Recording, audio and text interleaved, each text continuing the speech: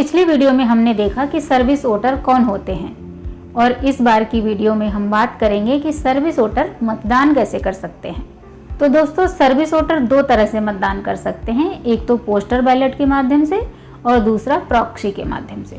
आज की वीडियो में हम सिर्फ डाक मतपत्र यानी पोस्टल बैलेट की बात करेंगे। अगर आप अपने स्थायी निवास क्षेत्र के निर्वाचन क्षेत्र में सर्विस वोटर के रूप में पंजीकृत हैं और चुनाव की घोषणा होने पर आपको कहीं और तैनात किया हो, तो आपके गृह निर्वाचन क्षेत्र का रिटर्निंग अधिकारी आपको और आपकी पत्नी को डाक मतपत्र भेजेंगे।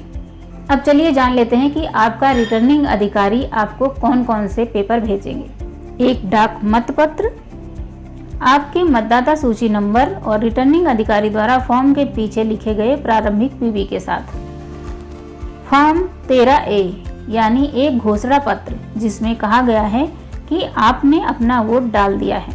फॉर्म 13B यानी आपके चिन्हित मतपत्र को रखने के लिए एक कवर। फॉर्म 13C यानी आपके भरे हुए फॉर्म 13A और फॉर्म 13B के साथ रिटर्निंग ऑफिसर को संबोधित करता एक कवर। फॉर्म 13D यानी निर्देशों की एक कॉपी जिसमें बताया गया है कि आपको वोट कैसे डालना है, समय और तारीख के साथ कब तक आपको मतपत्र वापस भेजना है। अगर डाक मतपत्र रिटर्निंग अधिकारी को नहीं मिलता है तो वो आपको इसे डाक द्वारा दोबारा भेजेंगे। आप रिटर्निंग ऑफिसर से व्यक्तिगत रूप में डाक मतपत्र आपके पास भिजवाने के लिए भी कह सकते हैं। अगर रिटर्निंग ऑफिसर ये मानता है कि वाकई में आपका मतपत्र खराब हुआ है, तभी वो आपको दूसरा सेट भेजेंगे। मतपत्र भेजने के समय को कम करने के लिए चुनाव आयोग ने एक ETPV पद्धति बनाई है। ETPV का इस्तेमाल करके रिटर्निंग ऑफिसर जो है वो इलेक्ट्रॉनिक माध्यम से आपको मतपत्र भेज सकता है और आप विशेष रूप से आपके लिए बने OTP का इस्तेमाल करके आप इसे डाउनलोड कर सकते हैं। और ज़्यादा जानकारी के लिए आप चुनाव आयोग के सेवा मतदाता पोर्टल पर भी जा सकते हैं। मतपत्र मिलने के बाद सर्विस वोटर को मतदान करने के लिए किन चरणों का पालन करना होता है, चलिए ये भी जान लेते हैं। आप जिस भी उम्मीदवार को वोट देना चाहते हैं उसके आगे सही या फिर क्रॉस का निशान लगाएं। आपको मतपत्र पर ऐसा कुछ भी नहीं लिखना चाहिए जिससे आपकी पहचान ना हो सके। ये घोषणा करते हुए फॉर्म 13A भरें कि आपने अपना डाक मतपत्र डाल दिया है। फॉर्म को नोटरी वजीफा देने वाले मजिस्ट्रेट या अपने सशस्त्र बलों के विंग कमांडिंग ऑफिसर द्वारा सत्यापित करवाएं।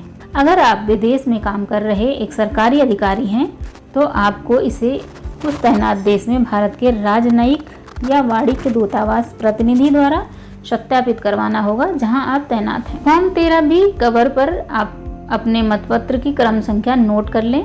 अपने चिन्हित मतपत्र को इसके अंदर रखें और निर्देशों के अनुसार इसे सील बंद कर दें। अब अपना सील बंद फॉर्म 13A और फॉर्म 13B दिए गए लिफाफे फॉर्म 13C में रखें। लिफाफा पहले से ही आपके रिटर्निंग ऑफिसर को संबोधित होगा। आपको अपने लिफाफे पर कोई डाक टिकट लगाने की जरूरत नहीं है। अगर आप एक सरकारी अधिकारी हैं जो आप अपना डाक मतपत्र डालते हैं, अगर आप एक सरकारी अधिकारी हैं जो अपना डाक मतपत्र डालते हैं, इस स्थिति में आप मतपत्र एयर मेल या राजनयिक पैकेज के द्वारा भी भेज सकते हैं। इसे बताए गए समय और तारीख तक पोस्ट करें। अगर आप तय समय के बाद इसे भेजते हैं तो आपका वोट नहीं गिना जाएगा। तो इस तरीके से एक सर्विस वोटर अपना वोट डाक मतपत्र यानी बैलेट पेपर से कर सकता है। तो दोस्तों, अगली वीडियो में हम प्रॉक्सी के माध्यम से मतदान की प्रक्रिया को समझेंगे। तो दोस्तों, जैसा कि हम हर वीडियो में बताते हैं कि इस वीडियो की जानकारी हमारे सहयोगी संगठन न्याय द्वारा उपलब्ध कराई गई है। आप इस तरह की और भी जानकारी और भारतीय कानून को समझने के लिए न्याय की वेबसाइट पर भी जा सकते हैं और चुनाव से जुड़ी और भी बातों को जानने और खबरों को देखने के लिए बने रहें खबर लहरिया के साथ। खबर लहरिया, आपकी खबर आपकी भाषा।